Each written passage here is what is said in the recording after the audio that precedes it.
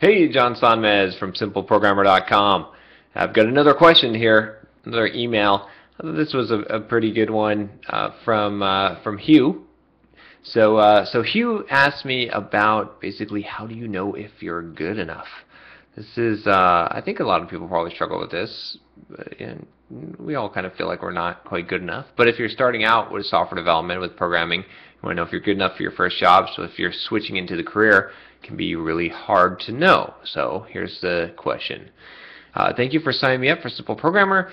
It's a really useful site. At the end of your introductory email, you said I could suggest any blog topics. One topic that would interest me is how do you know you're good enough? I started learning programming just as a hobby, but right now I enjoy it so much I even find myself thinking about it during my day job.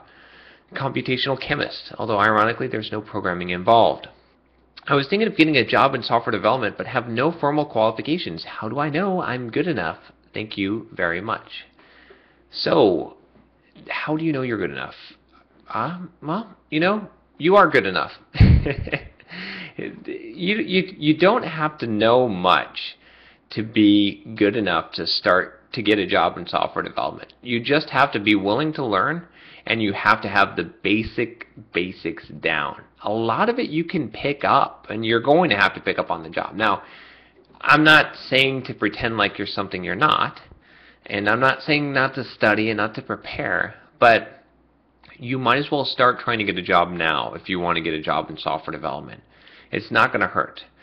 It's not like it's rocket science, right? If you can program, if you can write some code, if you could write an application, a good test. Here's a good test, right? If you want to, know would someone hire you, and to get hired, right? I talk about this a lot. Is create like an Android or an iPhone or a Windows Phone application. Create a simple mobile application. If you can do that end to end and create a simple application, put it in the App Store, right? Then you're good enough. Then hey, you can create something that someone would want and would pay you for. Definitely. Right? If you can just go through that process and do that, that's good enough, because there are people that will pay to just have a very basic app put in the App Store because they don't have the skills to do that, and they will hire you to do that. So don't worry too much about that. I mean, study, focus, right? But what's going to be is for starting out, what you're going to want to get your skills up to a certain point. And I'm not going to go over exactly how to do that in this video, because I have a lot of resources on that. But basically, go through the basic training. Get some books on whatever programming language. Learn to build an app is really my my main piece of advice on that. But once you start doing that, and while you're doing that, chart your progress. A lot of people, I say this over and over. I mean, you can pay $300 to get my course. If you go to devcareerboost.com for me to tell you create a blog, because that's going to be highly valuable. Obviously, there's more advice in that course than just that. But one of the primary things that people don't listen to that I say a lot is get a blog. I don't care if you're a beginner. Share your experience as you're learning and you're growing. This is going to be valuable to people and to you for documenting your process and seeing your progress. Get a blog. Start marketing yourself already. Marketing yourself is going to be key. You need to have a portfolio, a couple of apps that you've developed. You're going to want to have a blog that shows some history, some knowledge that you're eager to learn. Get yourself out there.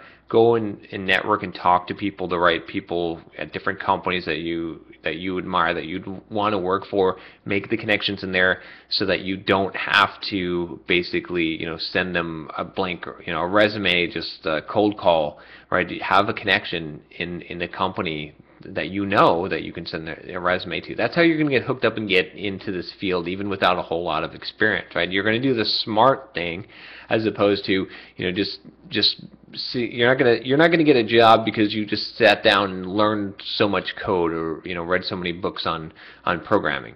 It's going to be because you're doing these other things. So don't worry so much about the skills. I'm not saying you don't have to have skills or that skills aren't important, but I'm saying for starting out, if you're smart, if you can learn things, if you already have a degree and you already have, you'd be amazed how quickly a lot of stuff carries over into the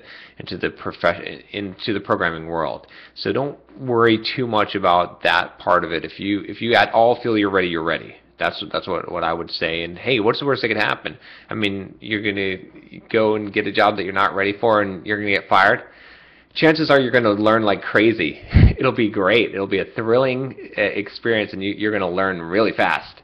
I got it in way over my head so many times, and I learned a lot by doing it. I recommend getting in over your head, definitely. That's how you learn. That's how you really, really learn. So hopefully that's helpful to you. And if you're watching this video, if you like this video, subscribe to my channel. Check out simpleprogrammer.com for more tips on software development, life, and everything else. Take care.